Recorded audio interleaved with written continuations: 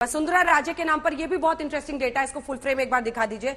38% BJP समर्थक कहते हैं वसुंधरा राजे सिंधिया बेस्ट चेहरा, तो वहीं 37% कांग्रेस के समर्थक कह रहे हैं कि वसुंधरा राजे का चेहरा होना चाहिए। गजेंद्र सिंह शेखावत के नाम पर बहुत कम है, 18-11 आप देख रहे हैं, वहीं पर 12-9 नीचे वाले, लेकिन वहां पर एक मतलब लगभग 38-37% अन्य लोग भी आप पूछ लीजिए, आम लोग तो सबसे ज्यादा हाईएस्ट बीजेपी की तरफ से चेहरे के तौर पर वसुंधरा को ही देखना चाहते हैं। लेकिन मध्य प्रदेश के आंकड़े पर आते हुए नवल किशोर जी आपके पास, क्योंकि वहां पर भी शिवराज सिंह सरकार से नाखुश नहीं दिख रहे हैं। 40% के आसपास 39.7 कह रहे हैं कि पूरी तरह संतुष्ट है, एक हद तक संतुष्ट कह रहे हैं लगभग 27%, यानी वहां पर भी मामला ऐसा दिख रहा है कि जो सरकार है उसी के साथ खड़े दिख रहे हैं।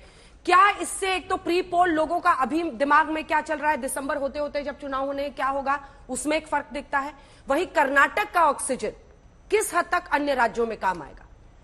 देखिए, बहुत महत्वपूर्ण संकेत मिले हैं, या जो दिशा तय किया है कर्नाटक चुनाव ने। आप अभी सचिन पायलट जी की बात कर रहे थे, उसमें भी मैं ये कहना चाहूंगा कि जिस तरह से वहां पे दो मजबूत नेता कांग्रेस के एक साथ आकर और कांग्रेस को पराजित किए, हमें लगता है कि वह बाकी राज्यों के लिए उदाहरण पेश करेगा। राजस्थान में भी संभवतः वही होगा।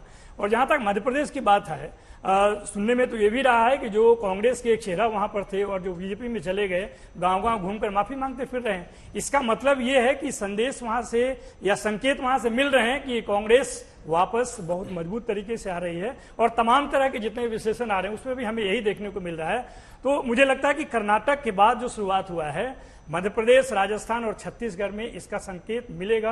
और दूसरा कारण है, और जो सबसे महत्वपूर्ण कारण है, कि जो भारतीय जनता पार्टी का जो राजनीति करने का तरीका है पिछले 9 वर्षों में, उसका भी प्रभाव उस पर दिखेगा। क्योंकि आने वाले वर्ष जो है 2024 वो इससे जुड़ा हुआ है। ये चुनाव जो है जस्ट उनके पहले है, तो जाहिर है कि लोग अपना मन भी बना रहे हैं और परिवर्तन का जो संकेत मिल रहा है वो सिर्फ विधानसभा में नहीं, इसका प्रभाव लोकसभा में भी। ठीक है संजय जी, क्या आप भी ऐसा मानते हैं? क्योंकि अनेकों बार ऐसा हुआ है कि इन दोनों राज्यों में बीजेपी हारी है, लेकिन लोकसभा में आप कल्पना कीजिए राजस्थान में उन्हें पूरी सीटें आ गई थी, नारा वहां था वसुंधरा तेरी खैर नहीं, मोदी तुझसे बैर नहीं।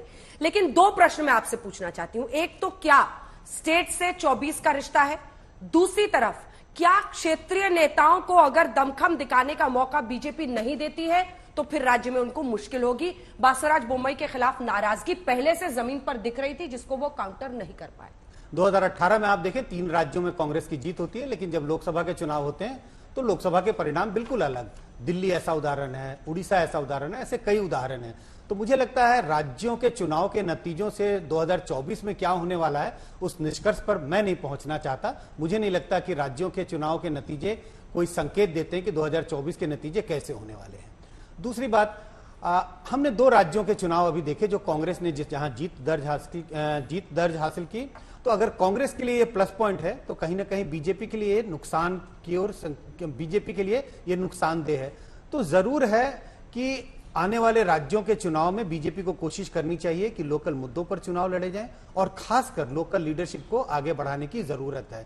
अगर आप देखें प्रधानमंत्री मोदी की जो एबिलिटी थी कि राज्यों में भी बीजेपी की सरकार को जिताने में, 2014 से 18-19 तक तो काफी उनकी एबिलिटी बहुत मजबूत थी, क्योंकि उस समय कई राज्यों में कांग्रेस की सरकार रही थी।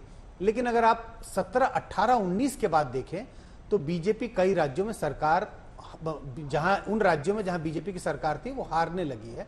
तो लोकल लीडरशिप को बढ़ाने की बीजेपी को जरूरत है।